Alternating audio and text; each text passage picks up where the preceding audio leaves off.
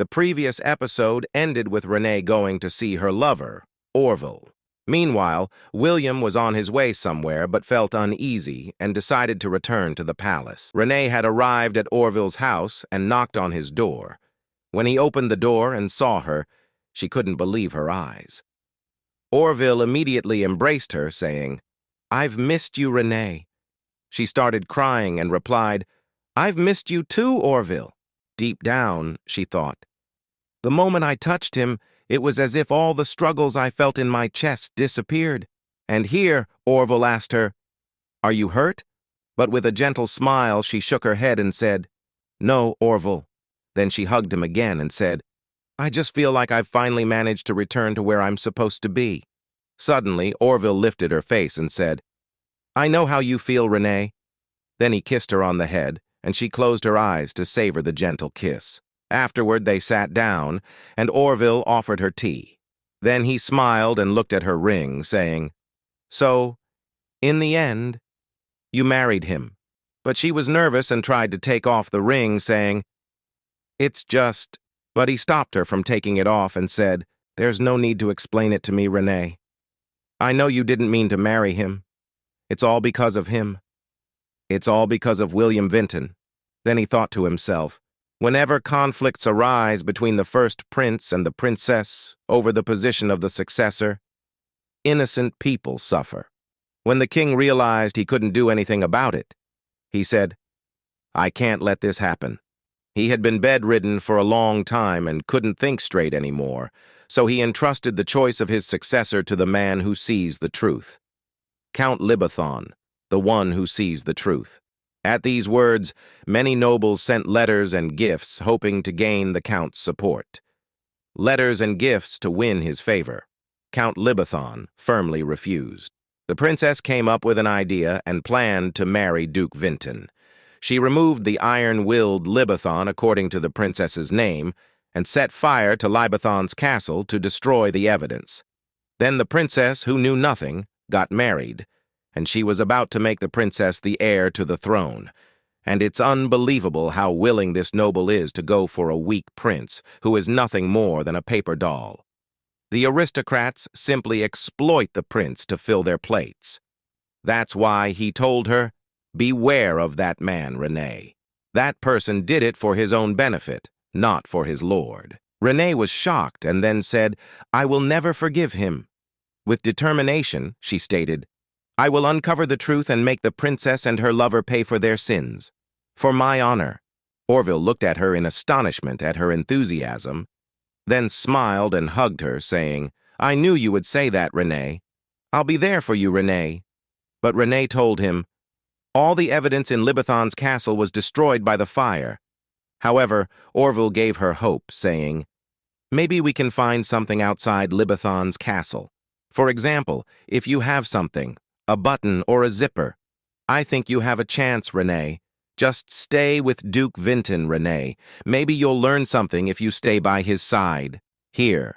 She clenched her fists because she didn't want to do it, but nevertheless, she agreed and said, "All right. As long as I can avenge my parents, I should be able to pull that off." Orville looked at her, pleased with her words, then put his hands on her face and said, "After everything is over, we can stay together forever." And Renee happily said, "Yes, together forever in our own Libathon estate." Then she took her cloak and returned to the palace. When she put it in place, she was surprised to find William coming from behind her, saying, "Such a windy night."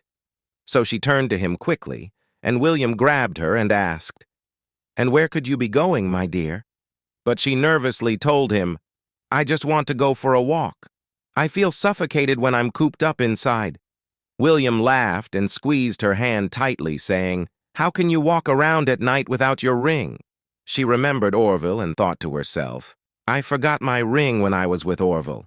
Suddenly, William hugged her and said, "When you feel lonely at night, why don't you call me? Anytime you want.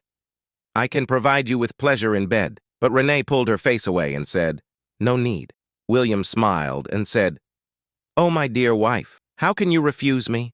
Renee felt fear as he continued, "What about calling more men?" I bet no one can satisfy you, can they? Renee raised her hand and slapped him across the face, saying, How dare you? Regardless of how superior you think you are, regardless of your high rank, you cannot say such rude insults. William focused on her hands, and when he didn't see the ring on her finger, he grabbed her hand, bit her finger, and made a ring with his teeth, saying, Rings aren't necessary. He kissed her hand and said, Remember, your husband is me, Duke Vinton. Renee looked at him, thinking to herself, the stern look in his eyes. My heart suddenly contracted in terror from my feet to my head. As he grabbed her hand, she continued thinking to herself, a raging flame reaches my heart. So she told him, Stop. Then she thought to herself, I will always be Renee Libathon. She asked him again, Stop. Suddenly, noticing someone, she thought to herself, Someone is coming. Before she could do anything, one of the guards came, talking to the other, saying, I must inform the Duke that we must hurry. Where is he? So Renee said to William, Stop. Don't do this, Duke Vinton. The knights are coming. So William stopped and looked at them angrily, saying, I can't take this anymore. So he carried her. In panic, she said to him, What are you doing? William replied, If I leave you alone here, who knows what might happen? I need you to come with me to the capital. But she angrily said to him, No, leave me. William then told the knight, My wife has lost her wedding ring. Come see me later. He took her and left while she screamed, I'm going to my place. Leave me alone, William Vinton. But he put her down on the ground, so she angrily said to him, What are you going to do on the ground? William pulled off his shirt and said, Here, keep sucking it, meaning she should leave a love bite. But she was stunned and said, What? So William told her, We're going to the Royal Road. And there are many arrogant people there. And if you don't want to escalate the conflict with the Vinton family, it's best to cooperate now. We need to prove that they organized a mourning ceremony. Didn't you say you wanted to know the truth about that day? She remembered when Orville told her, Stay by his side. Then she thought to herself, if the reason for canceling the wedding was that we didn't spend the night together, then you won't be able to find evidence of the crime. Then she looked at William and glanced at his neck, saying, So that's how it is. And she did as he wanted, thinking to herself, I'm only doing this for my revenge. She did it and finished leaving a mark on his neck. She looked at him and said, Is this enough? William looked at the mark and smiled, saying, I thought my wife would be like this, inexperienced and innocent. So he suddenly pulled her towards him and said, It seems I must teach her how to do this. She looked at him angrily. And one day, while they were on their way to the capital, one of the carriage drivers said to the captain, Captain, there's a message from the scouting party. They said they found traces of other travelers on the road ahead. The captain said, Bandits? That's rare while traveling on the Royal Road. The other nervously said, Shouldn't we inform His Majesty? But the captain said, Now is not the time to disturb him.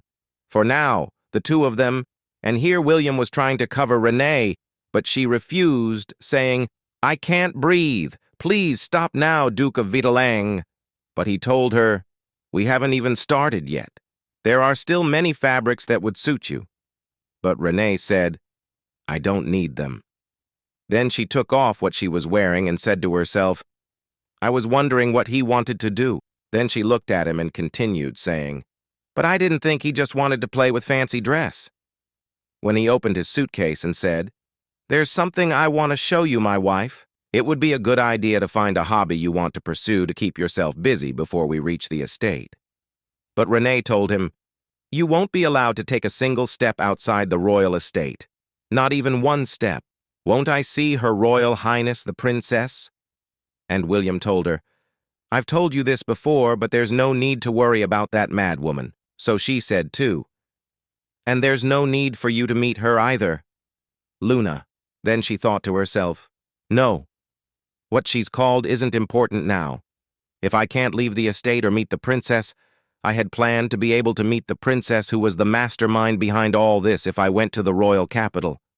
I thought I could make a deal with her.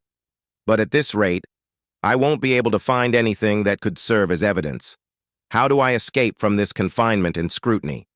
So I can move freely. Suddenly, William noticed that someone was about to hit Renee with an arrow, so he quickly protected her before the arrow could hit her.